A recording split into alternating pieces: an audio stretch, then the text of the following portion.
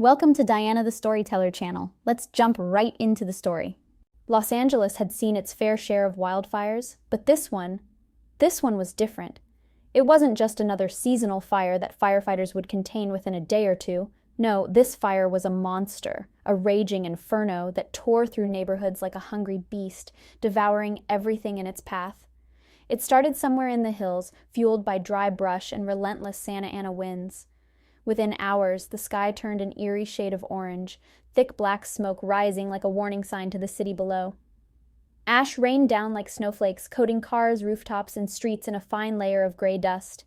Inside a modest single-story home on the outskirts of the affected zone, 8-year-old Noah Carter sat on the floor playing with his golden retriever, Buddy. He had no idea that in just a few hours his entire world would be turned upside down. His mother, Jessica, was in the kitchen, washing dishes, while his father, Mark, sat on the couch, flipping through channels on the TV. The news was on, the headline flashing in bold letters, breaking, wildfire spreading rapidly, mandatory evacuations issued. Mark frowned and turned up the volume. The reporter's voice was urgent, warning residents in their area to leave immediately. Jessica walked in, drying her hands on a towel. "What's going on?" she asked, noting the serious look on her husband's face. Mark pointed at the screen. "The fire's getting worse. They just ordered evacuations for our area." Jessica's eyes widened. "Oh my God, we need to go." Noah, still on the floor with Buddy, looked up confused. "Go where?" His mother knelt down beside him, forcing a smile that didn't quite reach her eyes. "Sweetheart, we have to leave the house for a little while, okay? Just until it's safe to come back." "But why?" Noah's voice wavered, sensing the fear in his mother's tone. Mark grabbed his phone and started making calls, while Jessica quickly gathered a bag of essentials. "There's a fire, honey," she explained gently. "It's getting too close to us, and we need to go somewhere safe." Noah's little hands tightened around Buddy's fur. "But Buddy has to come too, right?" "Of course," Jessica assured him. "We'll all go together." Outside, sirens wailed as emergency vehicles sped through the streets. The glow of the fire was now visible from their backyard, a terrifying red-orange light flickering through the trees. Mark hung up the phone. "We need to leave now." Jessica nodded, slinging a backpack over her shoulder. "Noah, put your shoes on, sweetheart. We don't have much time." Noah scrambled to his feet, grabbing Buddy's leash. His heart pounded in his chest. He had never seen his parents this scared before. As they stepped outside, the air was thick with smoke, making it hard to breathe. Neighbors were also evacuating, some hastily throwing bags into their cars, others banging on doors to warn those who might not have heard the alerts. Mark coughed, covering his mouth with his sleeve. "Come on, let's go." They ran toward their car, but just as Noah was about to climb inside, he realized Buddy was gone. The leash in his hands was empty. He spun around frantically. "Buddy! Buddy!" The golden retriever was nowhere in sight. Jessica turned back, panic flashing across her face. "Noah, get in the car!" "But Buddy—" Mark grabbed his son's arm. "Noah, we don't have time. We have to go now." Tears welled up in Noah's eyes. "We can't leave him." Smoke filled the air, making it harder to see. The fire was getting closer. "Buddy!" Noah screamed, but the only answer was the crackling of flames. Mark and Jessica exchanged a look, one of those silent parental decisions where there was no right choice, only survival. Mark's voice was firm but breaking. "Son, we have to go. Now." Noah sobbed as his father lifted him into the car. His tiny hands clawed at the door, his heart breaking with every second. As the car pulled away from the house, the last thing Noah saw through his tear-blurred vision was the glowing flames reflecting off their front windows and the overwhelming fear that he would never see Buddy again. The shelter was buzzing with restless energy. Families huddled together, wrapped in emergency blankets, their faces reflecting exhaustion and uncertainty. The air was thick with the scent of smoke, even though they were miles away from the fire itself. Volunteers moved through the crowd offering bottled water and small bags of food, but none of it mattered to Noah. He sat on one of the fold-out cots, his small body shaking with sobs. His mother, Jessica, held him close, gently rubbing his back. His father, Mark, sat beside them, staring blankly at the floor, his jaw tight. Neither of them knew what to say. How could they possibly comfort their son when their own hearts were breaking too? Noah hiccuped between sobs. "Buddy's still out there, all alone?" His voice cracked with heartbreak. Jessica's eyes filled with tears. I know, sweetheart. I know. We have to go back, Noah insisted, his tiny hands gripping his mother's sleeve. We have to find him. Mark sighed heavily, running a hand through his soot-streaked hair. Noah, we can't just... But then he saw the way his son looked at him, pleading, desperate, completely shattered. Jessica and Mark exchanged a glance. They had already lost so much tonight. Could they really sit here knowing their son's best friend was out there, terrified and alone? Finally, Jessica stood up, determination flashing in her eyes. Let's go. Mark hesitated, glancing around at the shelter. We're not supposed to go back into the evacuation zone. Jessica grabbed his hand. Just for a few minutes, just to check. Mark exhaled sharply, then nodded. All right, but we have to be quick. Noah's face lit up with hope as his parents took his hands, leading him toward the car. The drive back to their street felt surreal. The once familiar roads were now covered in ash, the trees blackened and skeletal. The sky glowed an eerie red-orange, the fire raging in the distance, growing closer with every passing minute. As they turned onto their block, they were met with a devastating sight. Homes reduced to smoldering ruins, others barely standing, their rooftops covered in embers. Theirs was still intact, but for how long? Jessica's breath hitched. Oh my God. Mark gripped the steering wheel tightly. We can't stay long. Noah, pressing his face against the window, scanned the street desperately. Buddy, he called, his voice cracking. Buddy, where are you? The three of them rushed out of the car, frantically searching the sidewalks, the alleyways, even under the porch. Buddy! Mark shouted, his voice hoarse from the smoke in the air. Jessica cupped her hands around her mouth. Here, boy! Come on, buddy! But there was nothing, no barking, no familiar golden fur dashing toward them, only the eerie crackling of distant flames and the distant wailing of sirens. Noah's hope began to fade. His chest tightened. Where is he? We have to find him. Mark knelt in front of him.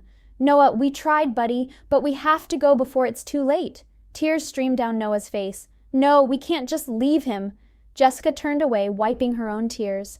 This was unbearable. They were losing everything, and now their son had to lose his best friend, too? Then... Hey! A voice called out from behind them. They turned to see a man jogging toward them, wearing a baseball cap, a t-shirt, and jeans covered in soot. At first they didn't recognize him, but as he got closer, the light from the nearby flames illuminated his face. Jessica blinked. Wait a second, is that... Mark's eyes widened. No way! It was Tom Holland. Tom had been in Los Angeles filming a project when the wildfires broke out. Instead of staying in a hotel far from the danger, he had chosen to volunteer with emergency responders, helping people evacuate and rescue stranded animals. He had been checking the area for anyone who might still need help when he heard the sound of a child crying. That sound led him straight to Noah. Hey, mate, Tom said gently, crouching down to Noah's level. Are you all right? Noah wiped his eyes, sniffling. My dog, he's still out there. We can't find him. Tom's face softened. He looked up at Jessica and Mark. Is he in your house? We don't know, Jessica admitted. We thought he might have run out, but we haven't seen him anywhere. Mark checked his watch, anxiety etched in his features. We really shouldn't be here. The fire's getting too close. Tom glanced over his shoulder. The flames were creeping dangerously close to their street, their eerie glow dancing across the pavement. It wouldn't be long before this entire area was engulfed. Tom turned back to Noah. What's your dog's name? Buddy, Noah whispered. He's a golden retriever. Tom nodded. All right, I'll find him. Jessica's head snapped up. Wait, what? Mark stepped forward. No, it's too dangerous. You don't have to do that. Tom shook his head. I want to. Noah clutched Tom's hand. You'll really help, buddy?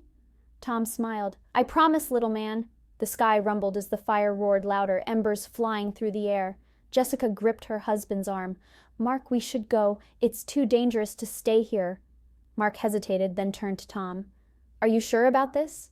Tom gave a reassuring nod. I've done crazier things before. He gave Noah a quick wink, then turned toward the burning street. Wait! Noah pulled off his small backpack and unzipped it, pulling out Buddy's favorite blue bandana. He held it out to Tom with shaky hands. He always wears this. Maybe it'll help. Tom took the bandana with a small smile. That's a good idea, mate. I'll bring him back to you, okay? Noah nodded, sniffling. Okay. Mark grabbed Jessica's hand and gently pulled her toward the car. Let's go. As they drove away, Noah turned in his seat, watching as Tom disappeared into the smoke, heading straight for the danger, straight toward Buddy. Tom Holland took a deep breath as he stepped deeper into the neighborhood, the air thick with smoke. The heat was suffocating, embers drifting down like fiery snowflakes. He could hear the distant cracking of wood as homes succumbed to the relentless fire. Time was running out. Clutching Buddy's blue bandana, he crouched low and moved quickly, scanning the area. "Buddy," he called, his voice hoarse from the smoke. "Come on, boy!" The neighborhood, once filled with life, now felt eerily silent, except for the roar of the approaching flames. Tom's heart pounded. He had promised Noah he'd bring Buddy back. He wasn't about to fail now. Then, a faint barking. Tom's head snapped toward the sound. It was coming from an alleyway between two half-burned houses. He sprinted toward it, dodging debris and fallen tree branches. As he rounded the corner, he spotted Buddy, but the golden retriever wasn't alone. Buddy stood protectively in front of a small wooden crate, barking desperately. Inside, two tiny, soot-covered kittens huddled together, their little bodies trembling in fear. Tom's eyes widened. "Oh, mate, what are you doing?" The dog turned to him, wagging his tail briefly before barking again, as if to say, "Help them first." Tom crouched down, gently picking up the fragile kittens. They were scared but alive. He tucked them safely inside his jacket before turning to Buddy. "All right, Buddy, time to go." But Buddy wasn't moving. Instead, the retriever turned and darted into the burning house nearby. Tom's stomach dropped. "No, no, no, Buddy!" Without hesitation, he bolted after the dog, plunging into the smoke-filled home. The house groaned under the weight of the fire, beams cracking as the flames devoured everything in their path. Visibility was near zero, smoke swirling around like a living thing. Tom covered his mouth with his sleeve and moved quickly. "Buddy!" he shouted, coughing. Then he saw him. Buddy stood at the far end of the living room, his teeth clenched around a stuffed toy, one that must have belonged to Noah. He had risked everything to retrieve it. Tom's chest tightened. This dog wasn't just loyal. He was a hero. "All right, mate, we've got to go now." Buddy ran toward him, and Tom scooped the dog up into his arms. The heat was unbearable. Flames licked at the walls, the ceiling ready to collapse at any moment. There was only one way out. A window near the back of the house. Tom braced himself. "Hold on, Buddy." Then, with all his strength, he leapt through the window, crashing onto the ash-covered grass outside. Seconds later, the house gave in, collapsing into a roaring inferno behind them. Tom stumbled away, coughing, his arms still wrapped around Buddy and the kittens tucked inside his jacket. Sirens blared in the distance. Then he heard it. "Noah!" Tom turned just in time to see a small blur running toward him. Noah, tears streaming down his soot-streaked face. "Buddy!" Tom gently set Buddy down, and the golden retriever immediately bolted toward his best friend, knocking the little boy onto the ground with excited licks. Noah laughed between sobs, hugging his dog as tightly as his small arms would allow. "You're okay. You're okay." Jessica and Mark ran up next, overcome with emotion. Tom wiped sweat from his forehead, a tired smile on his face. "He's one hell of a brave dog." Jessica hugged him without warning. "You saved him. You saved all of them." Mark shook his hand firmly. "We can never thank you enough." Tom glanced down at his jacket, where the two kittens peeked out cautiously. He chuckled. "Well, Buddy wasn't just looking out for himself. He had a couple of little friends to save, too." Noah gasped. "Kittens?" Tom knelt down, carefully lifting them out. "I think they need a home." Noah looked up at his parents, eyes shining with hope. "Can we keep them?" Jessica smiled. "I think they should go with the man who saved them." Noah turned to Tom expectantly. Tom blinked. "Me?" Mark chuckled. "Looks like they already chose you." The tiny kittens clung to Tom's shirt, curling up against his chest. A slow, warm smile spread across his face. "Well," he said, scratching Buddy behind the ears, "guess I've got some new roommates." The story didn't end there. The moment went viral. Photos of Tom carrying Buddy and the kittens through the smoke flooded social media. News outlets picked up the footage. The world watched as one of the biggest movie stars risked his life for a dog and two abandoned kittens. But Tom didn't want the attention on himself. Instead, he used it to raise awareness for rescue animals and wildfire relief efforts. He started a foundation to help families reunite with lost pets after disasters. donations poured in. Thousands of people were inspired to adopt animals in need. And in one small home, a little boy named Noah fell asleep every night with his best friend Buddy curled up beside him, knowing that kindness, bravery, and a little bit of luck could change everything. As for Tom, his two new kittens, now named Ash and Ember, became his shadow, following him from film sets to interviews, reminding the world that even in the darkest times, there's always room for one more act of kindness. Hope you enjoyed the story. See you in the next video. Take care.